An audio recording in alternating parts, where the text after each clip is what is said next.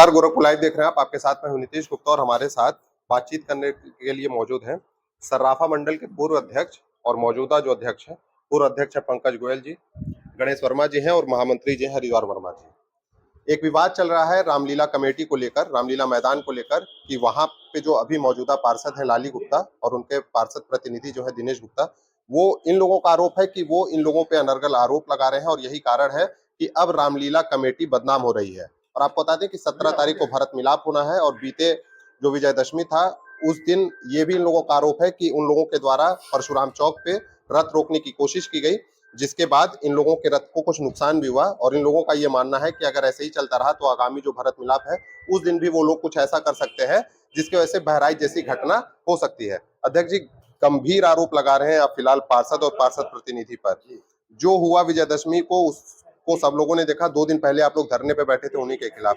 अब 17 तारीख को लेकर क्या मामला सामने आया? मामला इसलिए सामने आ रहा है कि पार्षद के द्वारा कोई हमारी परंपरा है, उसके विरुद्ध भी जब ये तो हमारा विरोध कर रही हैं और आरती के लिए खड़ी हो जा रही हैं और भीड़ लेके आरती के बहाने खड़ा होकर हमारे रथ को भी जबरदस्ती रोकने की कोशिश किया गया। वहां प्रशासन खड़े थे, एसपी सिटी मौजूद थे, सीओ कोतवाली मौजूद थे और हमारा रथ पिछला भाग रथ को भी खींच के तोड़ दिया गया और तार को भी डैमेज किया गया।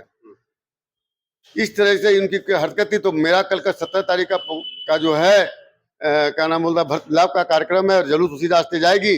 तो हम प्रशासन से कहते हैं कि वहाँ अपना जो है सुरक्षा व्यवस्था बढ़ाई रखे, जिससे हमारे किसी भी जुलूस में किसी प्रकार का कोई दुर्व्यवहार न होने। आप लोगों को लगता है, ऐसी आशंका आप लोग जता रहे हैं कि कुछ ऐसा घटना घट सकती है? बिल्कुल आशंका है। जब उसकी हरकत इस तरह से है, राम विरोधी है, सनातन विरोधी है और रामलीला कमेटी के विरुद्ध हर प्रकार के झूठे आरोप लगा रही है, तो ये हमको लग रहा है कि वो कुछ भी कर सकते हैं, कुछ भी कर सकते हैं। जब आप लोगों ने 11 या 10 तारीख को मंचन रुकवाया था और धरने पे बैठे थे, तब हमने उनसे भी सवाल किया था कि आपने आज ही के दिन आखिर बिजली विभाग से कार्रवाई की मांग क्यों की थी।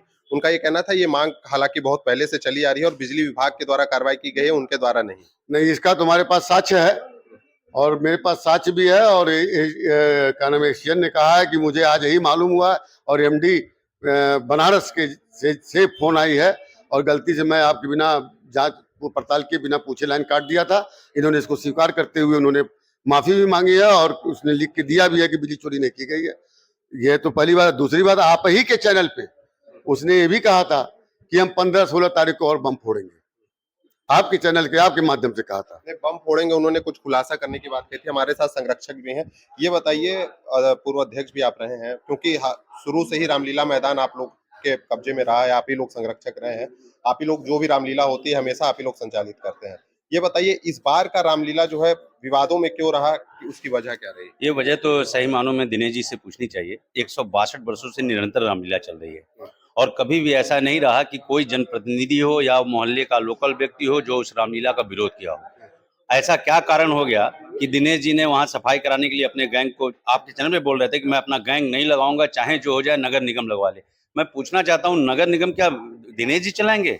और गैंग लगाना था, हमारे घर की सफाई नहीं होनी थी, भगवान के उस जगह के कार्यक्रम की सफाई होनी थी जहां हम अपने सनातन को जिंदा कर रखे हैं, जहां हम रामलीला के माध्यम से अपने लोगों को जगाने का काम करते हैं।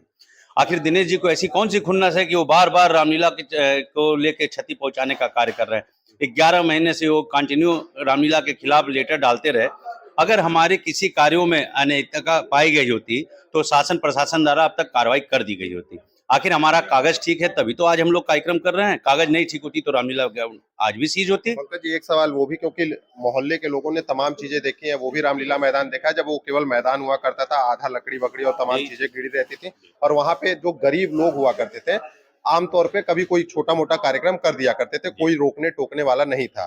फिलहाल मुख्यमंत्री के द्वारा जब वहां का सौंदर्यीकरण कराया गया, जीर्णोद्धार कराया गया, उसके बाद चीजें बदल गई। अब गरीबों का ही आरोप है, क्योंकि दिनेश जी से जब बात में कर रहा था तो उनका ये आरोप था कि बहुत सारे गरीब हैं जो शादी कराने के लिए अपनी बेटी के मैदान में गए, लेकिन फिलहाल जिसके कब्जे में है उन्होंने ये बोल के मना कर दिया कि इतने लाख रुपए लगेंगे तो तभी शादी हो पाएगा, नहीं तो नहीं होगा। आपको इस घटना के बारे में जानकारी नहीं है? मैं बताऊं, दिनेश जी सिरे से झूठ बोल रहे हैं। पहली बात तो हम लोग जिसका भी कार्यक्रम फ्री में कराते हैं उनका नाम इसलिए भी नहीं सार्वजनिक किया जाता है कि हर आदमी की अपनी एक इज्जत है, समाज में एक प्रतिष्ठा रखता है। रही बात मैदान की, जो गरीब हो बतावें जिनको ना दिया गया हो। अब आप वहाँ बिजली की सजावट कराइए, अब वहाँ आप फूल का डेकोरेशन चाहिए, वहाँ की व्यवस्था चाहिए, वहाँ का जनरेटर चाहिए, वहाँ जनरेटर का तेल चाहिए, तो क्या वो संस्था आपको मुहैया कराएगी? संस्था जमीन दे सकती है, ना कि वहाँ की व्यवस्थाओं को देगी। तो क्या आप हमारे चैनल पे ये बोल रहे हैं कि अगर कोई केवल उनको सजावट वगैरह नहीं चाहिए, अगर किसी गरीब को वो केवल एक लाइट बल्ब लगा के अगर अपनी बेटी या किसी अपने का शादी कराना चाहता है लड़के का, तो वो संस्था यानी आपकी कमेटी उसको जमीन देगी, जो भी उसका चार्ज होगा, बेसिक चार्ज जो भी 20,000, 21,000, 22,000 वही केवल लेगी? बिल्कुल, जो गरीब है इस तरह से, जिसके पास इस तरह की व्यवस्था ना हो, गरीब होना चाहिए, ये नहीं कि उनके द्वारा प्रेरित करके कोई व्यक्ति हमारे पास आ गरीब जाए। का प्रमाण आपके गरीब आप का क्या प्रमाण सरकार देती है, हम नहीं देते हैं। सरकार द्वारा प्रमाणित होती है कि कौन गरीबी रेखा के नीचे है, कौन गरीबी रेखा के ऊपर है। वो एक कार्ड इश्यू करती है, वो कार्ड धारक हो, वो आवे हमारे पास, और उस दिन अगर जिस दिन वो डेट देती है, उस डेट में हमारे पास खाली होनी चाहिए। कमेटी लिखित देती है कि उन लोगों को जमीन उपलब्ध कराई जाएगी, या अगर वो अपना डेट आगे पीछे कर सकें हमारे हिसाब से, तो हम उसको उपलब्ध कराएंगे। लेकिन हाँ, अब आप बिजली मांगिए, आप वहाँ बर्तन मांगिए, वहाँ की सजावट मांगिए, तो कमेटी वो मुहैया नहीं करा पाएगी। नहीं, वो तो खैर कोई भी नहीं कराएगा, वो जो भी लेगा उसका चार्ज देगा। एक सवाल और भी, जब उनसे बातचीत में ये पता चला कि ये पूरा मामला रामलीला कमेटी को लेकर है ही नहीं, मामला रामलीला कमेटी और उनसे जुड़े लोगों का है नहीं, क्योंकि उनका कहना था कि मैं भी रामलीला कमेटी का सदस्य रहा हूँ, 6200 रुपए हर साल चंदा देता था।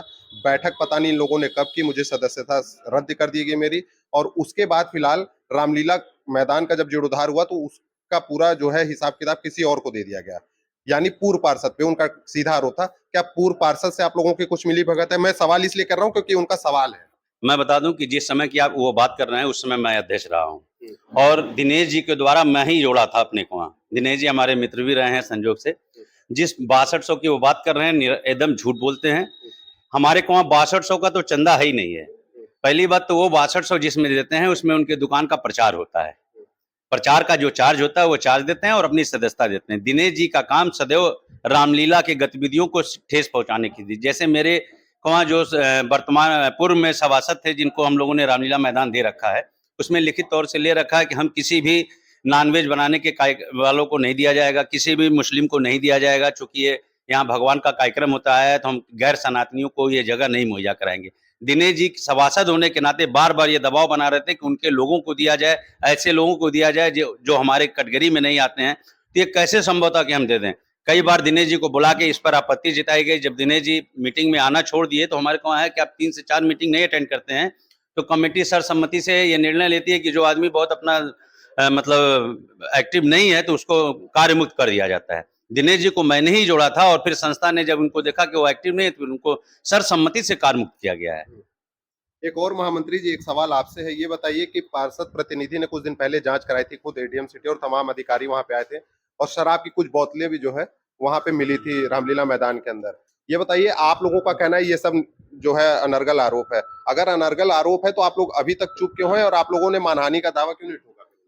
मानहानि के दावा ठोका जा सकता है, लेकिन एक बात ये समझिए कि अगर गलत आरोप लगा रहे हैं, तो वो टोटल का टोटल गलत है, और उसमें कहीं से कोई सच्चाई नहीं है। कहीं से कोई सच्चाई नहीं है। ये अब जो आदमी तमाम तरह की व्यवस्थाओं को कर सकता है, और बोतल रखवाना, और बोतल वो सब कराना, वो सब कोई बहुत बड़ी बात नहीं है। अब आप लोग रामलीला कमेटी और सराफा मंडल इस मुद्दे को लेकर क्या कितना गंभीर, और आगे क्या करने वाले? पहली बात जो आपने अभी एक प्रश्न पूछा हमारे महामंत्री से, बोतल रखने के बाद सिटी मजिस्ट्रेट और ADM city magistrate Dubey ji थे, एडीएम सिटी अंजनी कुमार सिंह थे। इन्होंने जांच किया और पूरे कैंपस की जांच किया था। उस कैंपस में जांच करने पे कहीं भी इस तरह आरोप नहीं पाए गए थे। दैनिक जागरण ने निकाला, और दैनिक जागरण ने दूसरे दिन खंडन भी किया कि यहाँ पे एडीएम सिटी ने अपने वर्जन में कहा कि उस दिन वहाँ कोई इस प्रकार की कोई चीजें नहीं पाई गई थी। ये एडीएम सिटी का भी वर्जन है।